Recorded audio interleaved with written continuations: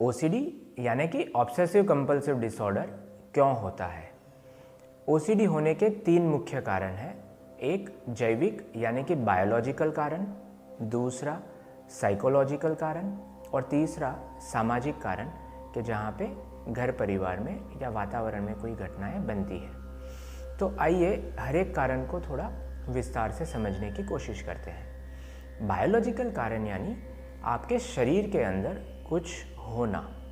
अब ये 2 तरीके से हो सकता है। एक कि आप जेनेटिकली यानी आपके वारसे में ही वही चीज़ आपको आई हो कि जिससे ब्रेन का वो पार्ट कुछ क्षति को पहले से पामा हुआ हो और वह क्षति धीरे से 15 से 25 साल के बीच में छोटे मोटे स्ट्रेस के साथ वह एक रूप ले लेती है और धीरे से वहाँ पे रोग का चलन स्टार्ट होता है। दूसरी एक स्थिति ये है कि जहाँ पे आपको जेनेटिकली कुछ नहीं हुआ लेकिन आपको नए तरीके से नए सिरे से आपके ब्रेन में केमिकल्स, खास करके सेरोटोनिन नाम का केमिकल कम होना शुरू होता है। सेरोटोनिन पूरे ब्रेन में फैला हुआ है लेकिन जब वो ऑर्बिटोफ्रंटल कॉर्टेक्स में खास करके कम होता है तो ये ओसीडी नाम की तकलीफ शुरू होती है, क्योंकि वह एक सर्किट है कि जो बहुत सारे एक्स्ट्रा विचारों को बाजू में कर देता है और focused form of thought process को रखता है।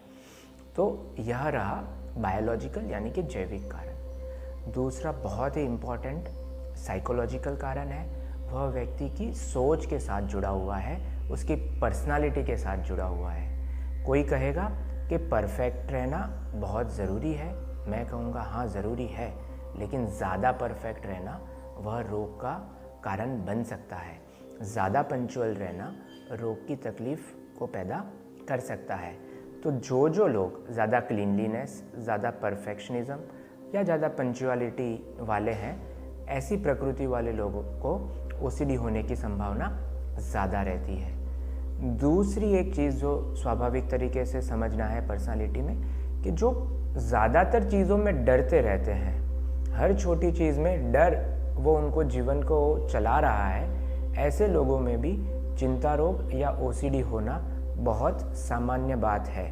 जैसे कोरोना आने पे जो लोगों का शरीर के प्रति डर ज़्यादा था, उन लोगों में क्लीनलीनेस का रिलेटेड ओसीडी हमें ज़्यादा देखने में आया। अब यही चीज़ समझाती है कि वातावरण यानी ये जो सामाजिक कारण बना, बाहर घर से बाहर जो एक घटना बनी, वो बहुत इम्पॉर्टेंट रोल प्ले करती है कि जो लोग पहले से इस रोग के लिए प्री डिस्पोज्ड हैं उनमें होने की संभावना ज़्यादा है। यानी बायोलॉजिकल और साइकोलॉजिकल फैक्टर्स तो रोग के फेवर में है, ऐसी एक घटना उस रोग को शुरू करने में कारणभूत हो जाती है। दूसरा सबसे इम्पॉर्टेंट साइकोलॉजिकल कारण है माँ बाप बच्चे को कैसे उसे बड़ा करते हैं। खास करके 2 से 3 साल पे धीरे धीरे हम टॉयलेट ट्रेनिंग स्टार्ट कर देते हैं। तो ये टॉयलेट ट्रेनिंग अगर बहुत स्ट्रिक्ट रही, बहुत हार्श रही, तो वह बच्चे के मन में एक डर और एम्बिवेलेंस नाम का एक ट्रेट पैदा करता है, जिससे आगे जाके ओसीडी होने की संभावना ज़्यादा होती है।